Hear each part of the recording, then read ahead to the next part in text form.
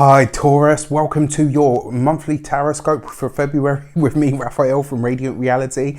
It's an absolute pleasure to have you. Thank you so much for being here. Thank you so much for joining me. If you haven't already, please don't forget to like, share, and if you should so choose and it resonates, hit that subscribe button. If you are already a continued subby, you know I love you for it. With that said, if you would like to book a personal reading with me, you can do so on the website address below.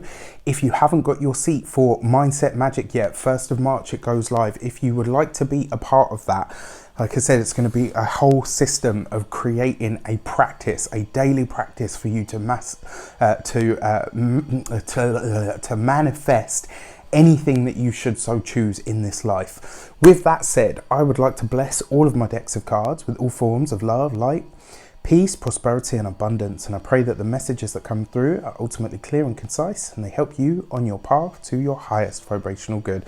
So I can't pick up all of my decks at the moment because there's so many of them that I'm using today, because there's an extra something in it for everyone this month. So with that said, let's have a look, see what your month ahead has in store for you. Your actions and interactions with the world at large. You have the Star card. Beautiful, right? This is a really great energy to start off with, because your actions and interactions with the world at large, this is what you do. It's the path that you take through life. And this is the Star card. Star card is Aquarius ruled, so it represents your tribe, it represents truth, it represents the innocence of things and seeing things exactly as they are, clarity and the future. And it's also a glimpse into your personal future. I kind of get the feeling that whatever February is for you, Taurus, it really is about you walking the path of your future. This is about you taking the first steps towards something. Now, because it is Aquarius ruled, this could be anything from technology, it could be science, it could be fusing your business, maybe moving your business online finally. Most people have their business online in some way, shape or form these days, but you never know. This is about you taking things from where it's at the moment to something that is more global, something that's more inclusive, something that is more about you being seen for the true core essence of who you are and reaching more people with whatever it is that you're doing. I love this for you. And it also suggests to me that this month you're going to start building your team.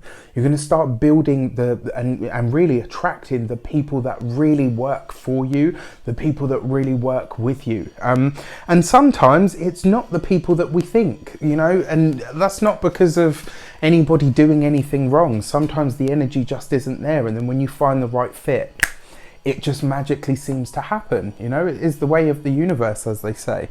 So your money and materials, you've got the 6 of Cups. It's an interesting card for money and materials. I mean, it's not a bad card. It just sees you looking backward. So, because your 6 of Cups is very often your past. It can be nostalgia. It can be, things that come back into your life from the past.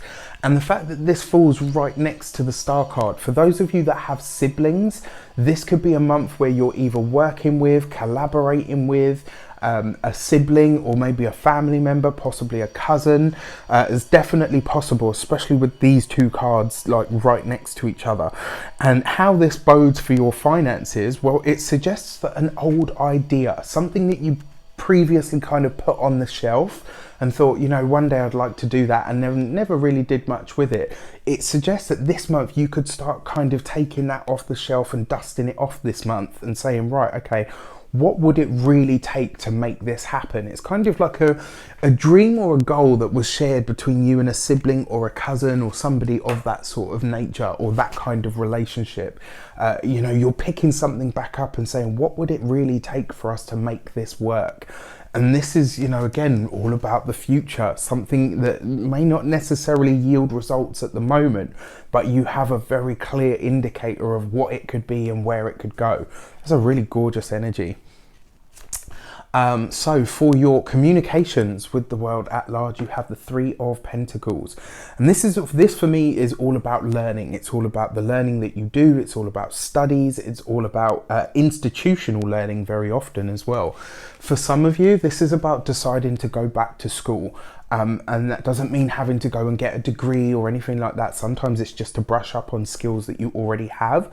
For a lot of you, I feel like this is the month though where you're going to really start to look at whatever you want to do and you're saying, right, I need another qualification. There's some sort of knowledge that I need to be able to move this idea to the next level.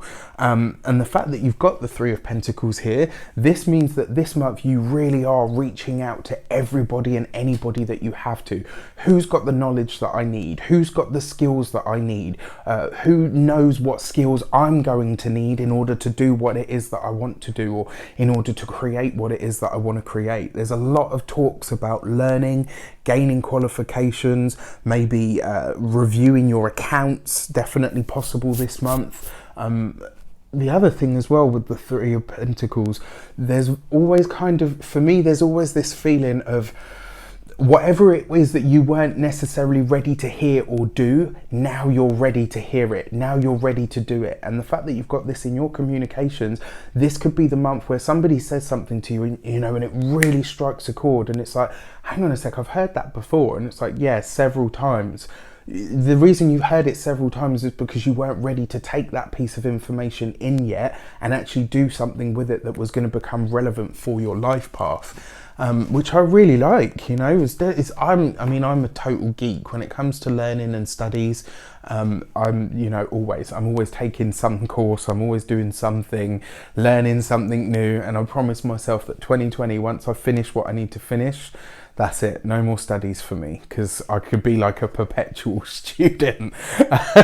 All right, so your Heart and Hearth, you have the Nine of Pentacles. Now, this is both great and possibly could present a bit of a challenge. For those of you that are single, it does look to me like this month, it's almost like you're just too busy to really focus on anything to do with love. You know, maybe you meet someone, maybe there's a flirtation, maybe there's like a bit of schmoozing and all of the rest of it, but not really necessarily anything concrete because you just don't have the time for it. The same for those of you that are in couples. This could be a week, or this could be a month where the strain of your work and their work really kind of get in the middle. This could be where you're saying to yourselves, okay, we need to start making more time for our relationship. We need to start taking more time to stop and smell the roses, but do it together. You know, this is going to be a month where you're addressing how little time you may have spent together, or how little time there is for you to spend together. You know, and really starting to address that sort of stuff. I will say this, with the Six of Cups, the Three of Pentacles and the Nine of Pentacles, this is a very fertile month. So if that's not the experience that you want, for those of you that are coupled, partnered, for those of you that are just seeing somebody, be extra cautious this month, because the energy for that kind of hello is definitely high. So just keep that in mind. All right, so let's have a look at your weeks of the month. All right, so your first week of the month, you've got the Fool card, right? Beautiful, right underneath the Star card. This is a very Aquarian energy. The Fool card itself has a very Aquarian energy about it, very Uranian in many ways. And the fact that it falls right underneath that Star card, an Aquarius person, whether that is a friend, whether it's a sibling, whether it's a partner, an Aquarius is going to feature very heavily for you this month. Pay attention to what comes up, especially in this first week of February, because we are in, after all, Aquarius season, right? Which is awesome. And the fact that the Fool card falls right underneath the Star card, this could have something to do with technology. It could have something to do with your business ideas. It could have a lot to do with you finding or gaining a presence on social media or in the wider world media in some way, shape or form. For those of you that are going for jobs or maybe interviews in the television sector, very good week for that. So keep that in mind. Your second week of the month, you've got the Empress. This is your card, right? This is your energy, and it comes up right underneath that Six of Cups, which is gorgeous. This really does suggest to me that not only is money good this month, but it's almost like whatever it is that you needed in terms of capital in order to start an idea, a project or a business, it's there. And the feeling that I get from this is, at the moment, you could probably be watching this on this side of the month thinking, not sure about that, Raf. And then all of a sudden in February, bam, it just shows up for you. Money isn't going to be, it's not going to start raining from the sky or anything like that, but it is going to be good, and it's going to be easy for you this month. I don't see any troubles or any issues around money. The Empress also represents your environment, and you've got the Six of Pentacles. I saw this in the weeklies for you guys as well. Lots of homework stuff happening. So extensions, building works, taking walls out, all that sort of stuff definitely coming up. And for some of you, I'm actually seeing you decorating a room in order to welcome someone in. So I don't know whether this is, some of you already know that there's another child or a child on the way, but I kind of get that feeling that it's kind of on its way in. So very, very interesting. Your third week of the month, you've got the Hermit card right underneath the Three of Pentacles. This is all about learning. This is about studies. For some of you, this is you working behind the scenes on tests that are coming up, maybe for qualifications, maybe deciding that, you know what, if I'm going to go back to school, I need to find out what I need to do to qualify. What is it that I need in order just to be able to get on the course? There's lots and lots of learning, lots of wisdom gathering, right? Because you've got the Hermit card. And this isn't always about being alone. It's not always about loneliness. Very often it's about inner wisdom. And sometimes it's about the journeys that we have to take. And this really does feel for me like I'm seeing you going to places of learning. I'm seeing you going to gain new knowledge, new insight, new understandings of things.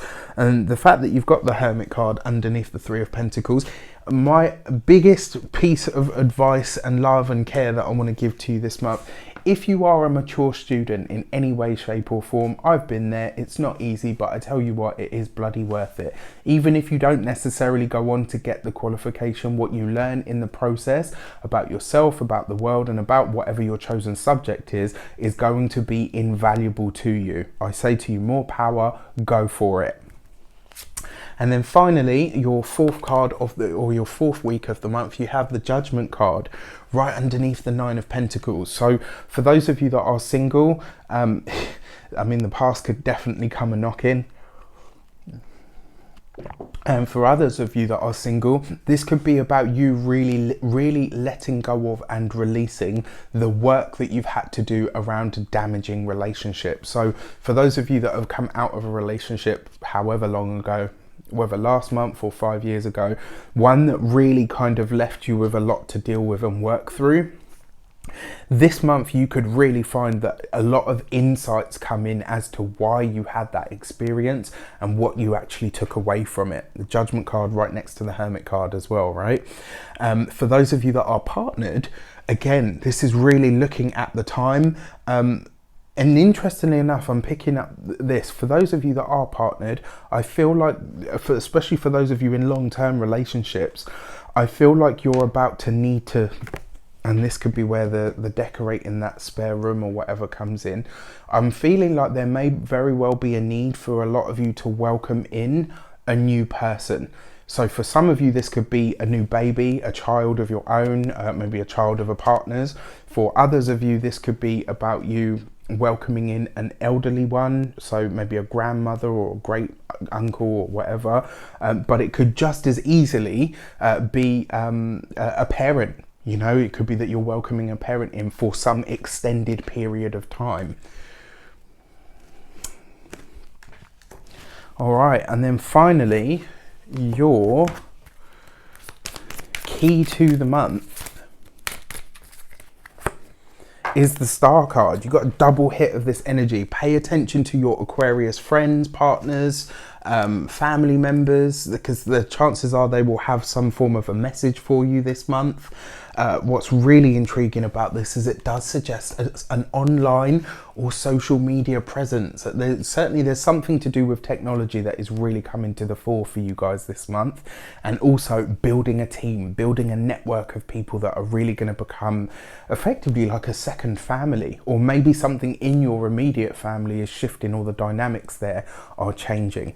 So As it is a leap year this year and February has 29 days, your leap year message, I'm saying to everybody, do something you've never done before, right? And your leap year message is the High Priestess.